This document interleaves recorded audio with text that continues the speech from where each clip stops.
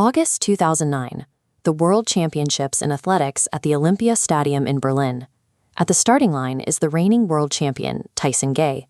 This is the ultimate sprint clash, a race billed in Berlin as the duel. Beside him is his rival, the reigning Olympic champion and world record holder, Usain Bolt. Look closely at this table of the medal winners.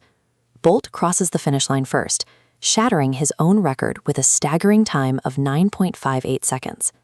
Tyson Gay clocked in 9.71, an American record and the third fastest time in human history. Yet even with that performance, he lost the race by multiple meters. The gap was so vast that statisticians calculated the 9.58-second run was physically 20 years ahead of the standard progression for the 100-meter world record. To understand how a gap this large is possible at the absolute limit of performance, we have to rewind the tape and analyze the biomechanics of the race in extreme slow motion. At the sound of the gun, Bolt reacts in exactly 0.146 seconds and explodes out of the blocks. Within the first 0.89 seconds of the sprint, he hits a peak power output of 81.58 kilojoules. That is an enormous burst of raw kinetic energy. But he immediately encounters a primary antagonist, air resistance. At 6'5" and 94 kilograms, Bolt is a physical anomaly. His massive frame creates a highly inefficient aerodynamic drag coefficient of exactly 1.2. This animated chart illustrates the energy cost of that drag. A staggering 92.21% of the total energy Bolt produces is consumed entirely by the effort of parting the air. That leaves just 7.79% to actually propel his body forward. Bolt's body effectively acts like a parachute, meaning his record was achieved in spite of a massive aerodynamic penalty that should have slowed him down.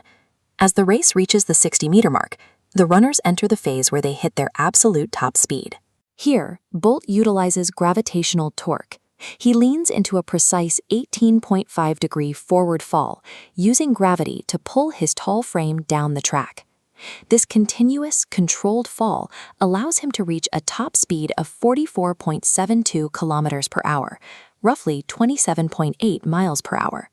We can see the proof of that velocity in the raw split data.